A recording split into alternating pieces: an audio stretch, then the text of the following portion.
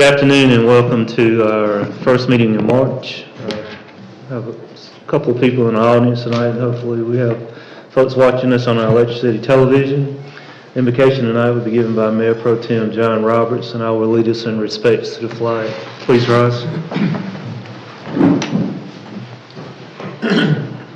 Heavenly Father, we come to you tonight and ask your blessings on the council, on this council, city administration, and city staff. We ask that the decisions made here tonight will be pleasing in your name and beneficial to the citizens of our community. As always, Father, we ask your continued blessings and watch over the police and fire departments as they place themselves in harm's way to protect us.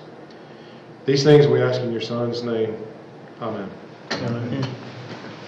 I pledge allegiance to the flag of the United States of America and to the republic for which it stands, one nation, under God, indivisible, with liberty and justice for all. Excuse me.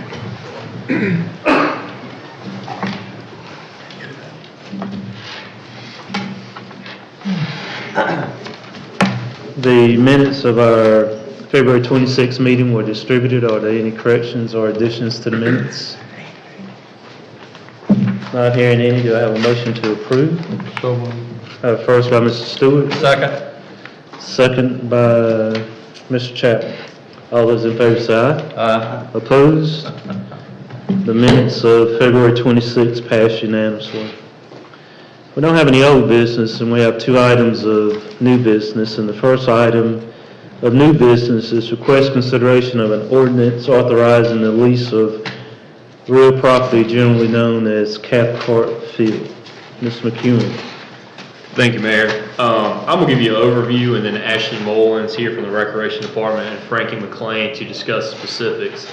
The city owns Cathcart Field, which is located at 119 C Street.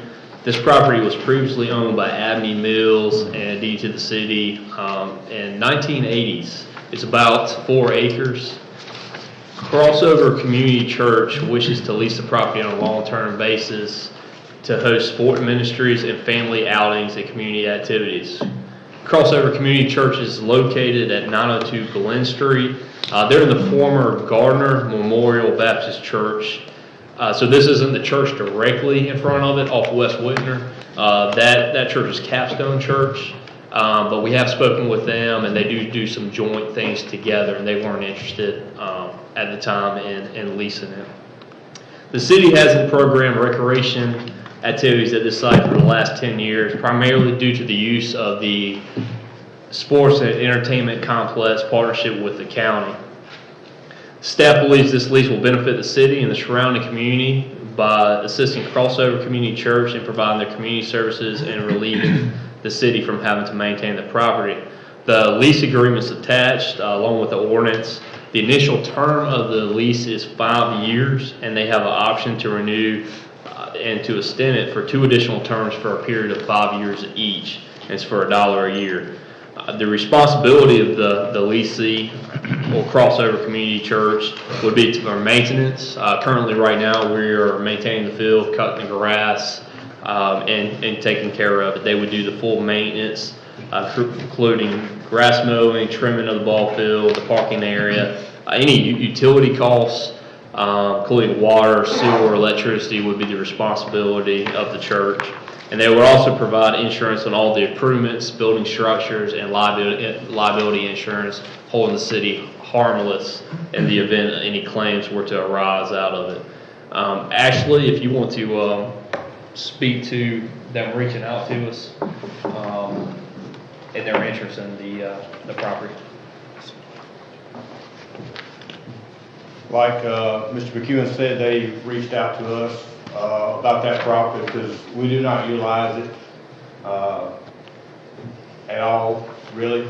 We may have, a couple teams practice over there through those 10 years, but they're wanting to get out in the community more, have events for the community, kind of a revitalization over for that area, which I think would be a plus with joint ventures with Capstone, which is located off Whitner Street, which is directly in front or kind of left center of Cathcart Field.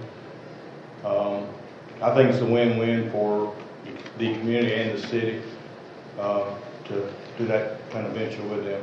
Well, I appreciate it. Thank you. Any comments or questions? I have, let's do Mr. Stewart, then Mr. Chapman. First question, I think, and I think I remember correctly, is when we had, I guess, the consultant come in and talked about our master recreation plan and showed all the different things that, you know, throughout the city. I thought Cathcart Field was part of that master recreation plan where we would, when we talked about community parks and having a focal area, and that was one of the focal areas for the alphabet streets, and I thought that was part of the plan for us to renovate it at some time. And then the second part, would the city not be able to practice over there with any of their teams, because teams are limited where they can practice at right now for our Little League teams, and with us taking away this field here for Little League, that just puts us one behind, one less place that we can practice. Yes, sir. But what we would entail is we would still be able to utilize it as well. That's part of the agreement. It would be similar to what we have with Buck Hall at the old Toxaway Field. You know, as far as practice-wise, there's no lights over there anymore. Those,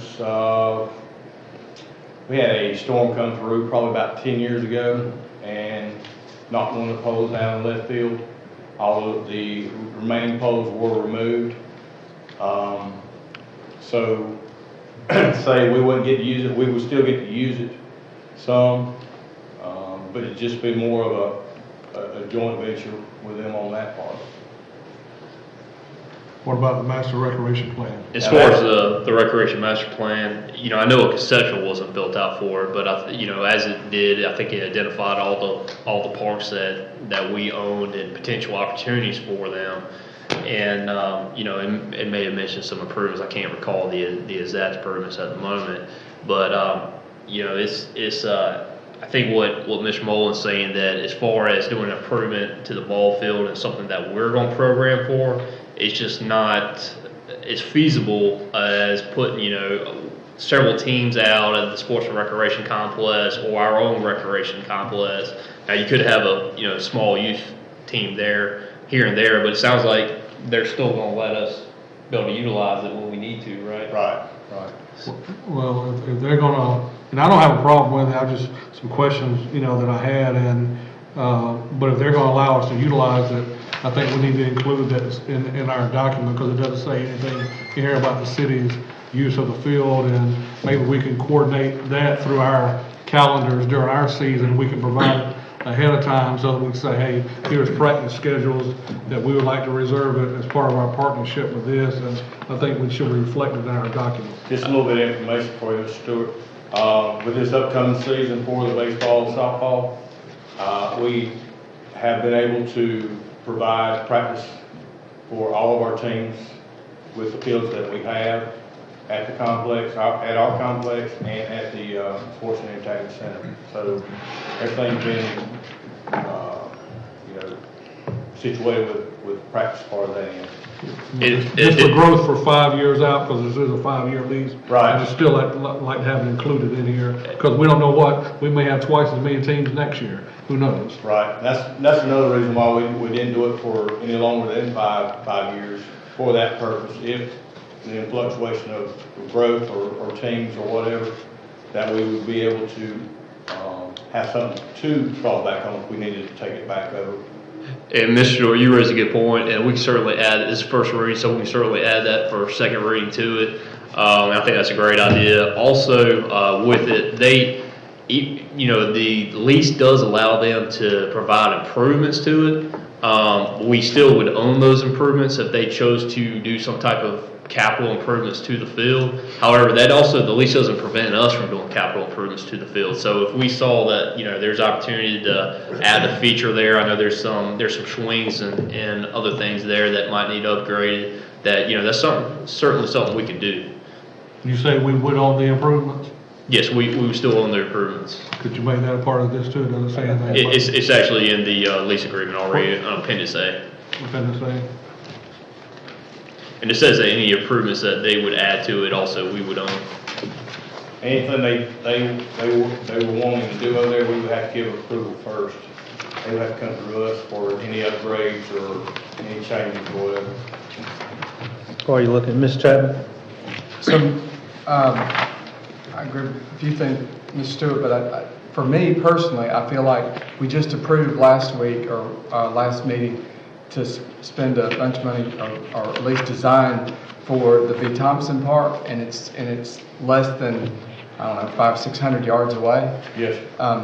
So I think it's a good thing to kind of take it off our books because we got to maintain them just like we're spending money to maintain.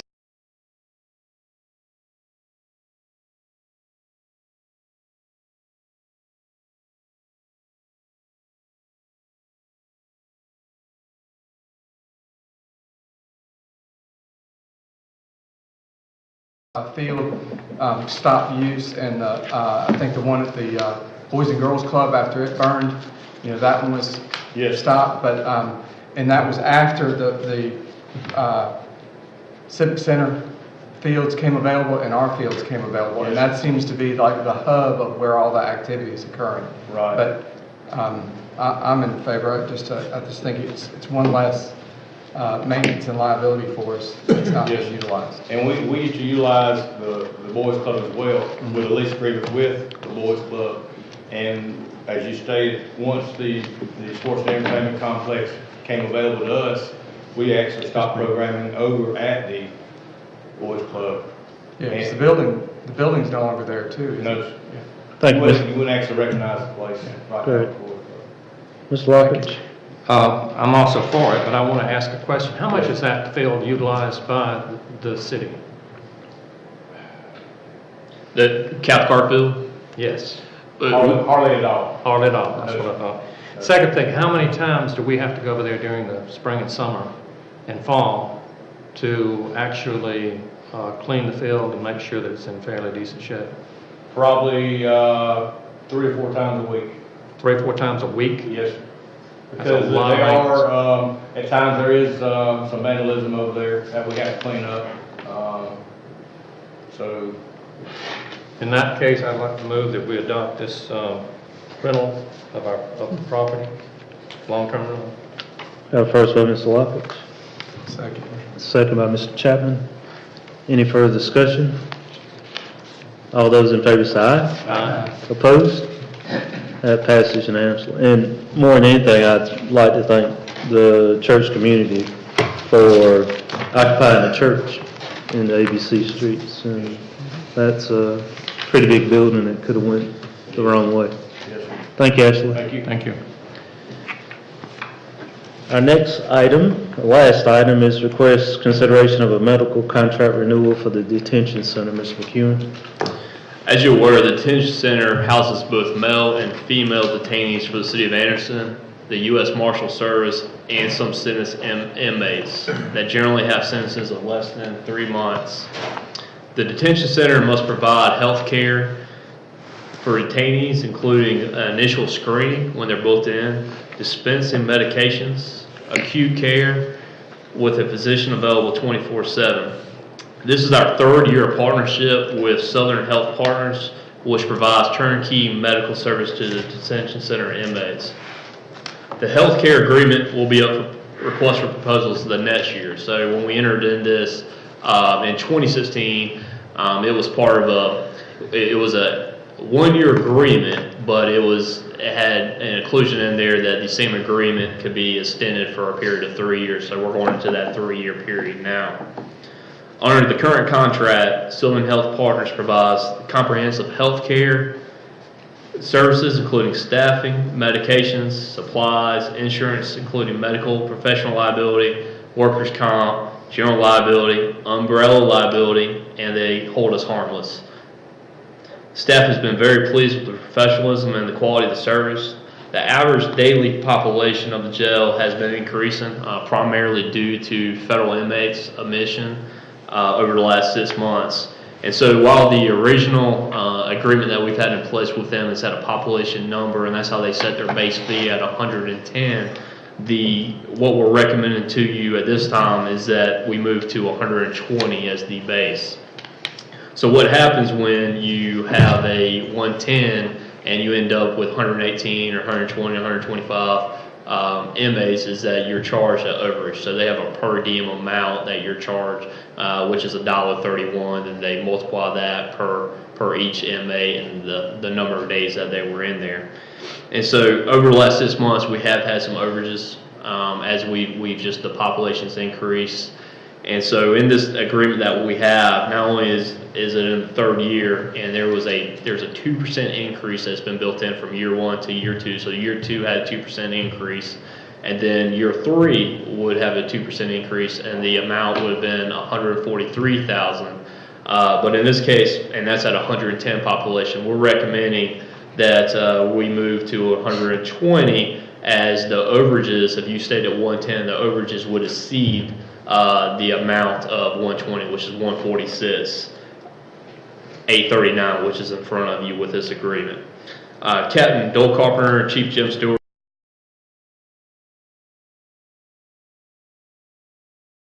And how it's been working over the past couple of years.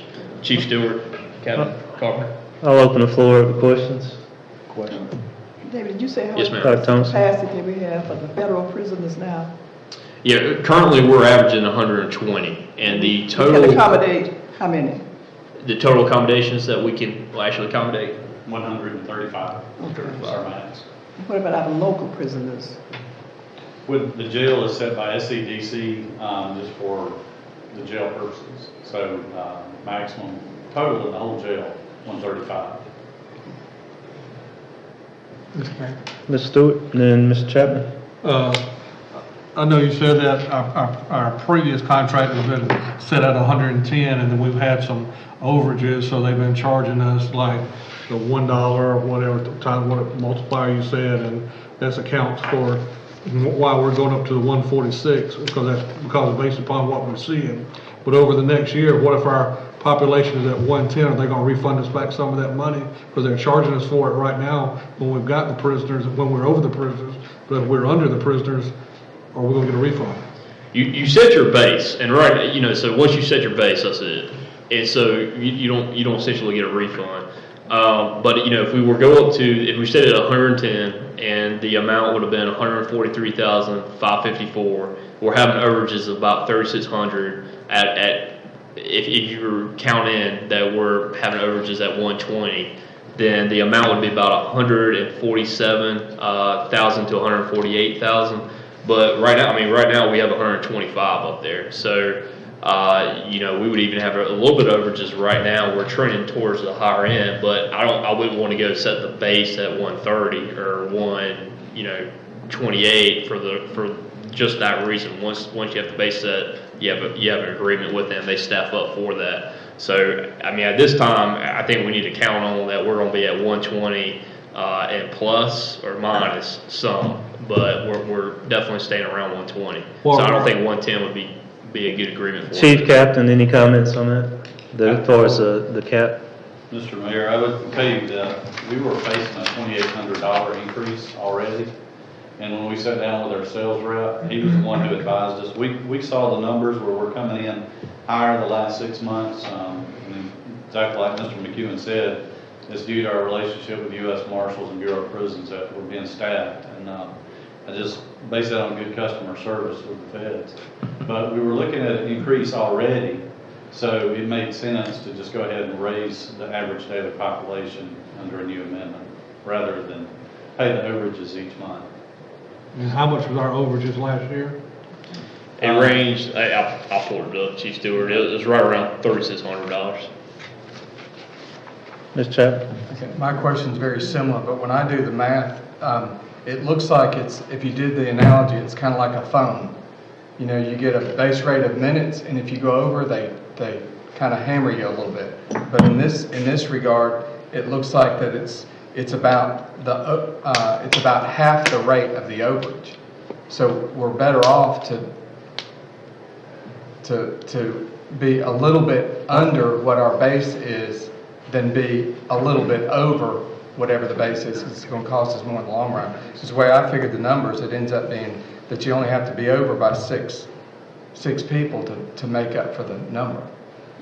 So, Yeah, so, if our max is 135 and we're continuing to trend up, and so we're at, 125 and we may be at 130 tomorrow, and that's kind of our area we're going to be in, and not the 110 to 115. yeah, you have like a 4-person buffer, 4 to 5-person buffer with this, where the other, you're going to be already paying for it if you're 5 over. Yes, sir. So, with that, I would recommend that we approve it as presented.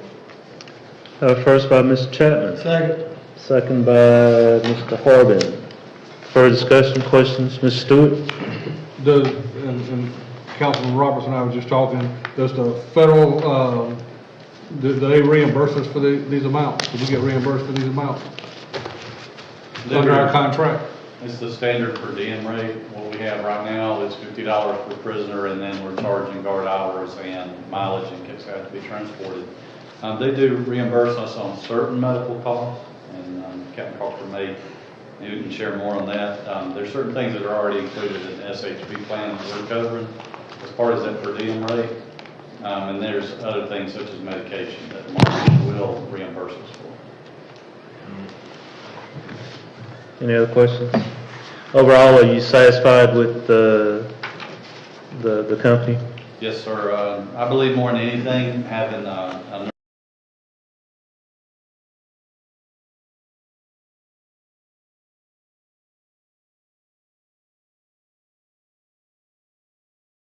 First and second, all those in favor say aye. Aye. Opposed? Passes unanimously. Thank you, guys. The last item is administrative briefing. Ms. McEwen? March is quickly moving through. We're getting to mid-March. Tomorrow we actually have Sounds in the Park, Carolina Park, from 7 to 9 p.m. The band is Rhythm City Band, so come out for that. I think it'll be a great time at our park downtown. Thursday, March the 15th, the Southeast Anderson Task Force is meeting at 5:30 p.m. at Hannah Westside Career Campus. And on March the 20th, the Westside Community Coalition is meeting at 4 p.m. On March the 22nd, Concerned Citizens of Eastside is meeting at 5 p.m. at District 5 Alternative School. And our next City Council meeting is March the 26th at 6 p.m. That's all I have, Mayor and Council. Good. Who's doing the Rainbow Run Saturday? Do you know? I don't have it. Who's sponsoring right now? Around this time? You supposed to run? Okay. Yeah. All right. Well, thank you. Not having any more business, I would entertain a motion to adjourn. First by Mr. Newton. Second by the Mayor Pro Tem. All those in favor say aye. Aye. Opposed? We stand adjourned.